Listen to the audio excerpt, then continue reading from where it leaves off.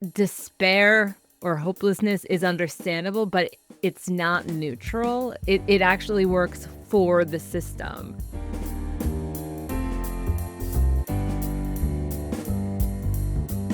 Welcome to the Hen Report. This is Jasmin Singer. This is Mariann Sullivan. Quick reminder, our Hen House podcasts, our whole universe. Rising Anxieties comes out on Tuesdays, the Hen Report on Thursdays, the long-form interview on Fridays, and the bonus content for Flock members comes out on Mondays. We're on YouTube. We're on all of the podcasts catchers. Hit subscribe, hit like, comment, and share the love with your friends. All right, we have a lot to discuss today. First of all, how are you doing? Me? Yeah, you. I don't know. Okay. I could go on, but you probably don't want me to. I'm fine. All right. Sort Okay. of. The world is in significant trouble, and I never know exactly. I don't want to go there on this podcast. The war and all of that. All of that. I already sound like an asshole talking about it. So I also don't want to just ignore it and pretend like we're living in this stable universe. But so yeah, you asked. That's how I am. Why don't do you want to talk about this YouTube video first? Yeah. All right. Okay. This is this video I came across on YouTube, and it's from a channel called Barry's Economics. It's British. Doesn't have anything to do with animals. But I just thought he's like this British comedian, and even though he talks about social science stuff and about politics, and he's talking a lot about how disastrous the politics are right now. But I thought in this particular one, it was really applicable to animal rights, even though it has nothing to do with animals. Well, actually, the only thing it has to do with animals is that it uses animal research, but he does highly disapprove of that. So I think it's not too horrible. He's Barry's Economics. The name of the video is either "There is Reason for Hope, Here's the Proof," or "Why Your Brain Thinks You're Powerless, You're Not." A lot of people retitle their YouTube videos to reach different audiences. It's interesting. We don't do that. I wonder if we should. Anyway, so he's talking about the social science, about feelings of powerlessness. Already, it seemed a lot about animal rights, feelings of like, there's nothing you can do to change this, that the problem is hugely overwhelming. You're just one person. There's just nothing you can do. And there was science a while back about learned helplessness, which I certainly heard of. And this is what was the dog experiments, that the theory was that when you're accustomed to not being able to escape, you stop trying. But there's more recent science that actually shows that kind of passivity is not even a learned human characteristic. It's a default human characteristic. Like, unless you are taught a way to be effective or to get what you want, you tend to not try. I mean, there's a lot to overcome psychologically. And he makes the point, which I think is very valid. Like, very privileged people learn how to control their environment very young. They have loads of control over their environment, and they go through life thinking that they have power. And most other people don't. So the antidote to feeling overwhelmed, according to him, is not more information. This seems hugely important for us because a lot of what we do is just tell people how bad it is for animals. We give them more information, and that's totally valid because they don't have this information. But he makes the point that the thing that helps you not be overwhelmed is not to get more information, even though you may need the information. It's an experience of control. And when the problem is too big for us to even think about or to understand, the brain just shuts down. But that doesn't mean you don't have control. Like, you're trying to pass off hopelessness as, saying I'm just rational or something like that. Yeah. I mean, it's just your brain's default system. Like, if it seems hopeless, if you can't really understand the scope of the problem, it seems hopeless. So you just stop trying. Because it seems like an evolutionary, sensible thing to do, to stop trying to do things that you can't do. But we're wrong that we can't do it because there because the way change happens, and we've all heard this before, he talks both about tipping points, which he identifies as 25%. I've always heard before it was 10%, and he identifies this as 25%, but says that even with dramatic change in a very strongly held social norm, once it hits 25%, that's it. It changes. Like, and below 25%, it doesn't. Everybody thinks you're crazy. All right, so that's one factor, and the other. But wait, is does that makes me even more hopeless? Because we're so far from 25%. Yeah, 10% seemed well, it is what it is. But the other thing he's saying is that in the first place, you don't know how big this group is. You will never know if you were the one to tip it. We can't see this until it happens. So it might be bigger than we think. And the other thing is that the antidote to this feeling of helplessness, which is not a good way to live your life, is community. Sounds trite, but there you are. And to do something, not to scroll. I mean, scrolling is fine for information if you need information, but you need to do something. You need to do it preferably with other people. I mean, this is kind of obvious, but he's much more compelling than I am. So do something that feels embarrassingly small. Compared to the scale of the problem, which everything we do is embarrassingly small compared to the scale of the problem. And it will have more of an impact than you can understand. Our social networks are very powerful, and we always reach more people than we think we do. I think that's really true. Well, what I found interesting about this, and by the way, I love that you picked this video out that has nothing to do with animal rights and like made it about animal rights in this, what I think is a really insightful way. What I found interesting about it is that, like, for animal advocacy, the messages that we would give ourselves, if we're feeling hopeless, even if we're not identifying it as hopeless, is, everyone eats meat, or factory farming is just so big, or people don't care and nothing changes, which are probably all sentences I've said in the last week because I've been in a place. But the thing that I found most interesting about this video is that despair or hopelessness is understandable, but it's not neutral. It actually works for the system.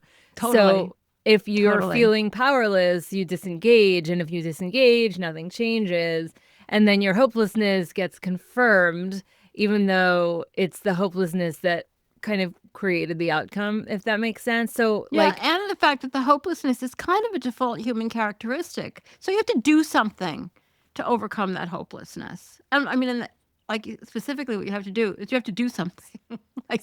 Whatever it is, it has to be action to overcome that hopelessness, because you never know what impact you are having.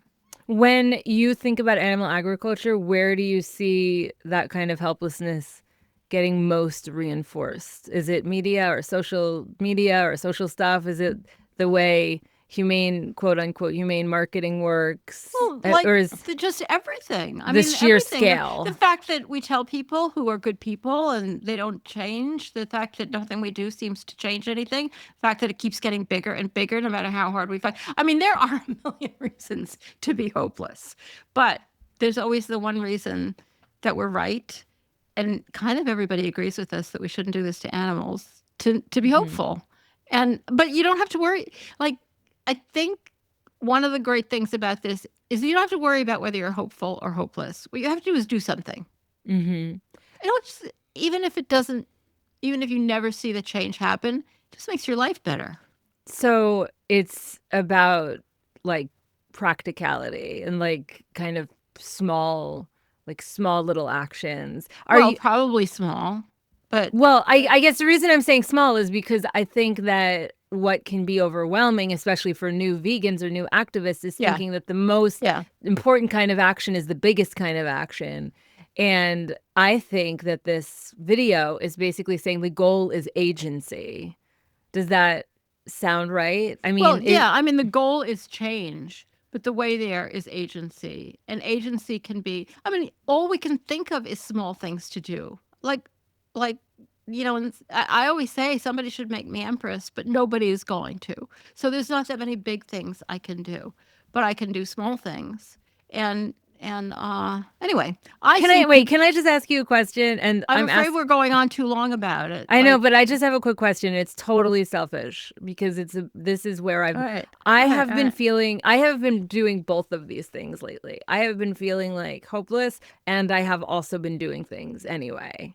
And I guess what I want to ask you is, are those things, you know, kind of canceling each other out? Is my hopelessness canceling out the fact that I'm Oh, it taking doesn't matter if you're hopeless. And anyway, you're not hopeless, because if you were hopeless, you wouldn't be doing anything. Okay. All right. But even if you feel hopeless, do something. That's the point of the video. I mean, I don't know. Watch the video, because he says this all much better than I have managed to do. Okay. Even though it's not about animals, and it does cite animal research, which All right. he disapproves of. Well, that's nice. Well, he didn't do the research. I understand. I understand. Yeah. Yeah, okay. This is thoughtful. I like it. And it's helping to shift something in me that I have needed to shift lately. So I appreciate that. All right. And you have a little bit of good news as well to share. Yeah, the chef. Where's this article? I think you had sent me this a while back, and I forgot to mention it. IKEA and Tiny Chef launched new vegan-friendly falafel balls. Now, I Where? have had IKEA. IKEA. Okay, yeah. I have had many falafels, and we had a spectacular falafel just last week at a Turkish restaurant by the lake. And I'm not saying these are going to be as good, but it's always exciting to hear a major retailer, even though they're not a food retailer, but they do already doing something vegan. And I'm very, very always happy to see Tiny Chef. Yes, but IKEA already had the meatless meatballs. Right. I mean, so bring on more. I love that they're making a choice to bring on more. And yeah, Tiny Chef is they're served with iconic. Vegan aioli and a side dish of couscous with mixed vegetables. Unfortunately, the only IKEA near us is across the border. No, that's not true. One opened in Syracuse. Oh yeah, I forgot a little about one. That. But that's maybe but they might not have a cafeteria. Well, we'll have to go and find out. This is probably not something that's of interest to that many people listening. Wait, I do want to say that when we went to that Turkish restaurant by the lake, by which you mean Lake Ontario, it was just such good food. It was like phenomenal. Oh my God. However, it was just falafel. However, they said that the pita wasn't vegan. And you happened to have bread in your car because we had just stopped at a farmer's market. And so you brought it inside. You went in your car. I was embarrassed at first, and then I was like, who cares? Well, they should be embarrassed that their pita wasn't vegan. I don't even... Anyway, they gave us all these extra vegetables, which is actually better than my bread. No, and they were lovely, but they had very, very little vegan food. So weird. But the food they did have was so delicious. Mm. I'd never had Turkish falafel before. It had totally different spices in it. Do you remember when we went to Basel, Switzerland, and there was a huge Turkish population there, and we went to a vegan Turkish restaurant? Yeah. They had like that. It was I know. Like a fruit roll up, only it was a bean, like a lentil it was kind crazy. of. It was delicious. It was so good. All right. What else do you have in terms of good news? All right. Let me see. I think, the falafel was good news. All right. I wanted to do... Oh, wait. Hang on. Starbucks now has a falafel sandwich that's vegan. I just wanted to say that because, All right. I saw it. I can't, I've never lived in a place where you had to, resort to things like IKEA or Starbucks to get falafel. I'd much rather go to a Middle Eastern place. But, in a pinch. Sure. It's there for a reason. Falafel. I mean, there's good falafel and bad falafel. I'm not saying there isn't, but still, it's all pretty good. Totes. All right, I just wanted to. This is also something I think you sent to me. It's about this research. A nationally representative survey of 2,074 U.S. adults found widespread support for animal protection policies across multiple categories, including animals used in research, zoos, and aquariums, and food. The average respondent ranked reducing animal suffering as moderately to highly important, yet believed others cared far less. I think this is so interesting that I know it was Crystal Heath who posted this, though it's not her research. And we'll post a link to it. And it's known as pluralistic ignorance. and it benefits corporate systems that rely on weak oversight and low public visibility. I'm not sure exactly what that means. But the point is that we think people don't care about animals as much as they do. And people really do. The study also found overwhelming support for specific policies, including space requirements for pigs, expanded wildlife cruelty laws, and federal protections, even though people believed those views were unpopular. We're all like wandering around thinking we're the only people who care about animals. Yeah, but okay. Some people care about animals in such a weird, oppressive way. Well, totally. I Totally. I'm mean, not most saying this fixes people. everything, but that's something that you can work on. They don't get it. I was getting my eyebrows, my microblading done, the annual retouch. It's like a tattoo on your eyebrows, basically. And the woman who was doing it, she says she's vegan. I think she might be like mostly vegan, but she really cares. She says she cares a lot. Like she talks to me a lot about animal rights. She also breeds a particular type of cat. Yeah. And she asked me if I think she said the words, "Do you think I'm a horrible person for breeding cats?" And it's kind of like people. She's kind of daring you to say no. Of course not. People always want absolution. Yeah, I guess what I'm saying is she really cares about animals. I don't know. Like, am I being I'm not saying it's an obvious fix. I'm just saying that it is easier to change the world if the world consists of people who care about animals but are doing stupid things and think that there's no way out of this and they're the only one that cares about animals, than it is to fix the world if nobody cares about animals. I mean, that's a huge, big step. The fact that more people care and care more than we understand is really important to remember. Then it's just a matter of information and making it more popular. Well, all the things that we talk about all the time that we don't know exactly what they are, but it is still a huge step that they actually care and they think nobody else does. They think they're different. I mean, there's this saying in like certain 12-step circles that's like, you're not terminally unique, because like so many people just think that they're going into, as they say, the rooms with this story that like has never happened to anyone. And then it's like psychologists. They have like 3 things to say and they say it to everybody because it fits everybody. Right.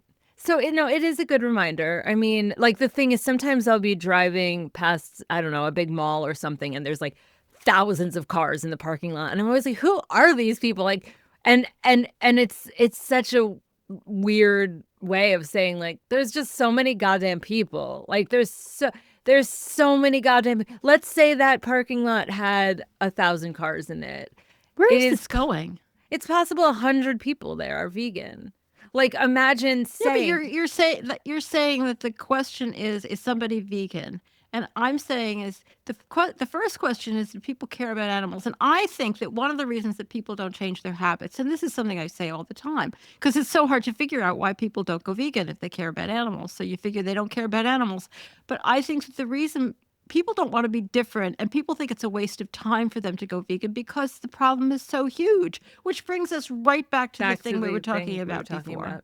We have to convince people that they have agency, that what they do matters. But for most of them, apparently, we don't have to convince them that animals matter. They already know that.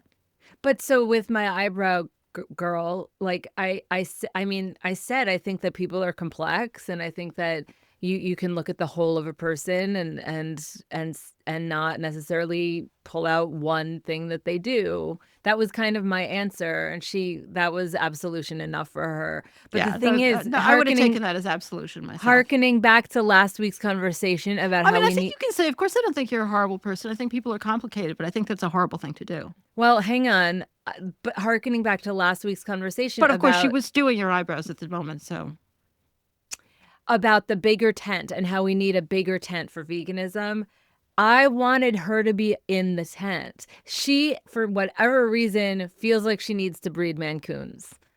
I think you could probably imagine the many things I think about that.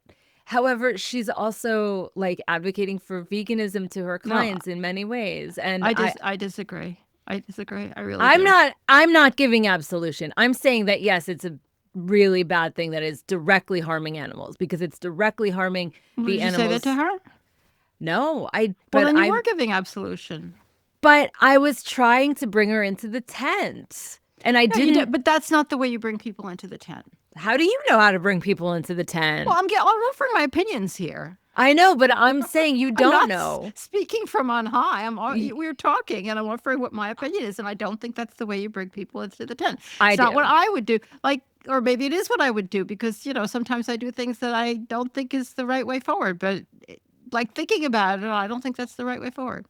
I don't think you bring people into the tent by saying, "Yeah, it's okay to do this one." I didn't I say mean, I that. think it's fine to say something like, "I think we're probably never going to agree on breeding cats, but I think we can both agree on how important it is to be But how is vegan." that? I mean, that's semantics that you're discussing. I feel like I that's think more or less. semantics are hugely important here. Yeah, that's true. Hugely. That actually brings me to this something I sort of wanted to talk about, but sort of didn't want to talk about, and that's this Substack that I wrote, which I haven't published because I get so nervous when I write a Substack I liked that it's it. going to be I read stupid. it on the back Yeah, end but of you didn't it. say you loved it. You said you You know liked it. what? I knew I'm you were very going to say sensitive. that. I I'm very knew you were sensitive. going to say, and then when I tell you that I love something, you say I'm blowing smoke up your No, ass. that's not true. I never say that. Well, you don't say those words, but you say that I think everything you do is amazing, and I do. But I think some things are more amazing than All right, others. all right, all right, whatever. Why aren't you So publishing this? it's about an idea I had for a campaign. And I do start out by admitting that it's extremely annoying when you go to animal rights organization meetings and people in the audience have all these ideas for what Right. organizations should do because they don't have an organization. They don't have to do it. So, but I wrote it, because I was thinking about it. And it's about boycotting milk. And, we can link to it if I ever publish it and why I chose this particular idea. But I think that one way to create a bigger tent is to get people to agree about something. And because one of the problems we have is that people don't want to go vegan. We know that. We're not sure as to all of the reasons, but we know that that's a really big lift for most people. And so my goal was to write it in a way that anybody who's a campaigner, like in the position of me, who's vegan and wants to ask people, don't feel like they're betraying their principles by Mm-hmm. making this ask. I think sometimes people do feel that way about advocating for cage-free eggs. It's very hard to advocate for cage-free eggs without implying that it's okay to eat cage-free eggs, and nobody wants to do that. But I think with language, by parsing the language, I think everybody can be okay. You don't have to tell people they have to go vegan. You could tell people, well, I'd love it if you went vegan. But for now, we're asking everybody to do this. But you also don't have to say it's okay to drink milk as long as they don't take it's specifically around the idea that they take the babies away from their mothers. And so I forget what I was going to say, but but I just think that you can word it in a way that is okay with the person saying it, i.e., me, and just asking for a limited thing without saying that it's okay to then just go and drink milk if they didn't take the babies away from the mothers. And it's also a way of informing people of how terrible it is, how terrible dairy is, because you get to spell it out. Anyway, it's not really a camp. I mean, it was a thought exercise that I thought I would go through because I'm trying to think about this question of how do we bring people in without asking them to be vegan, without saying, oh yeah, you don't have to be vegan. Well, I have a couple thoughts on this. First of all, you're reminding me very much of in 2008 when I traveled through California with Farm Sanctuary for the Prop 2 campaign, and it was a welfare campaign, and we were traveling with HSUS, which is what it was called at the time, and Farm Sanctuary was never saying bigger cages, full stop. Right? Farm No, Sanctuary was organizations are always very saying, careful. They're very careful about this. A lot of well, organizations are. They don't. They're careful about their speech. Farm Sanctuary was saying bigger cages and go vegan. Like, here's a go vegan booklet. Right. Da da Right. da da da. HSUS was saying bigger cages. It also makes me think of this. I want to get back to your Substack in a second, but it does make me think of this opinion piece that was published in The Guardian this past week that we will also link to. and it's by Polly Hudson, and it's called "The Vegan But Bacon Principle Is Here. Could it help us achieve our goals?" And it's Oh my pretty God, this tongue. reminds me so much of something you used to say when we used to give talks. Oh, that people can't go vegan because their grandmother makes a brisket on the Yeah, holidays. And and I you would would say, so always eat say, okay, eat the if that's brisket. really getting in your way, then have the Eat the brisket and go brisket. vegan. Right, Otherwise, which of course by the time the holidays roll around, they won't eat it. They'll find a vegan version of it, I'm sure. But even if they didn't, yeah, don't let that stop you. This article is basically, don't let the perfect be the enemy of the good. right. This article is cheeky. I really thought that the influencer that the author was talking about was brilliant, and that the woman who wrote this story was off in her take on it. So basically she was saying that a plant-based creator called Liz, and I'm trying to find Liz's full name here. Trail Mix Liz is her TikTok handle.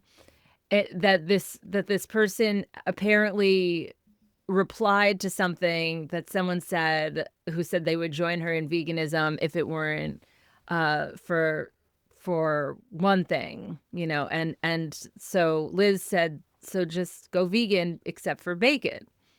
If that's your thing, do it. And this article, or this video, went viral. It had like 3 million views or more at this point. And a lot of people shared that they don't eat animal products 95% of the time, or maybe only at home, or they would have like a hall pass item. And so the author of this article was basically saying, what's next? Virgin but sex? And she was being very critical of Liz. I And think there are a lot of people who are virgins, but doesn't mean they haven't had sex. In their heads, they're virgins. Anyway, I digress. wow. Yeah, that was that. Yes, you do. Um, so there was a comment in that the article pulls out saying half-assing is the stepping stone to whole-assing. And I guess I just sort of feel like, to the point of a bigger tent, we need the vegan but bacon people. Yeah, I'm it's not always been a saying that I agree with it. I think it's stupid, but like that's because I love being vegan and I don't think animals should be exploited for any reason whatsoever. But it also makes me think of the microblading person. If she wants to be vegan except for breeding cats, I would rather that than not. so I mean I totally agree with you. And it does require for the advocate, for the influencer, to use their speech carefully. But we're all smart people. We can, because we're vegan, and we can manage to do that. In the in the proposal I was making, it's kind of the same deal. It's not saying you have to be vegan, but it's actually also using that for a campaign that that creating this boycott of milk that comes from cows who have their babies taken away from them, suggesting that they should have them for at least 6 months. It's something like 75% of people agree that it's bad to take. I mean, people love cows. So it's using it to advocate for that boycott, which would, have to be organized. It's not like that's something I could actually do myself. It would have to be organized and would probably have to lead to legislation. But it's using it so that it's not only forgiving, or not forgiving. That's the wrong word. See, that's exactly what I'm making. That's the wrong word. Not only just avoiding the whole question of whether everybody has to be vegan and not asking that question. It's not only just avoiding that, it's actually using it for a purpose. And let's face it, if they had to keep the calves with their mothers for 6 months, that's the end of dairy. I mean, Totes. I mean, I really liked your Substack. I'm sad that you haven't published it yet. all right, I think I'll publish it. I I mean keep thinking of other questions I should put. there's I wrote it as a frequently asked questions list. there was something funny in it that I know you're not going to totally get because you haven't seen Pluribus, which I've talked about.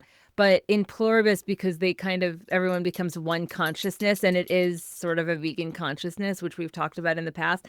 Anyone who you talk to who has this consciousness, instead of using the word I, they say we.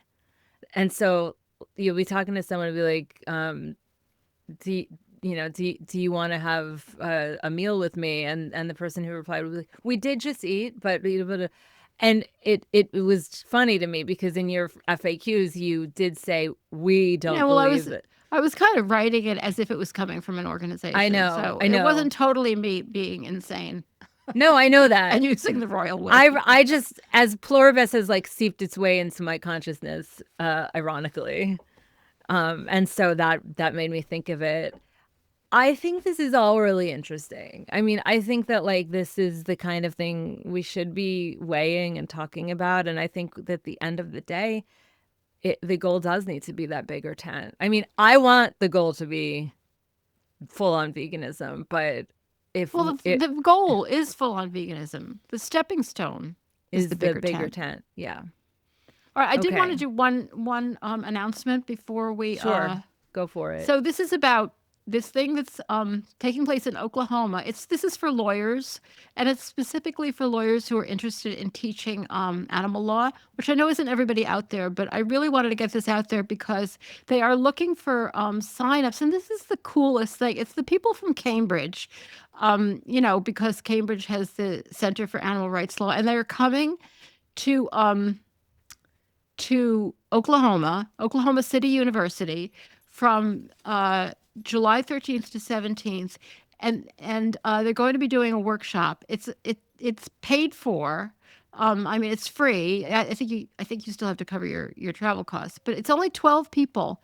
And I have heard this workshop is terrific, and we have talked about it on the Animal Law podcast. If you want to know more about it, and they've just extended the application deadline to March 20th. I highly encourage anybody who's interested to look into this because I think it's just an amazing offer. I mean, Oklahoma in July is probably lovely. I'm sure it's air conditioned. Maybe it's not that hot in Oklahoma. What do I know?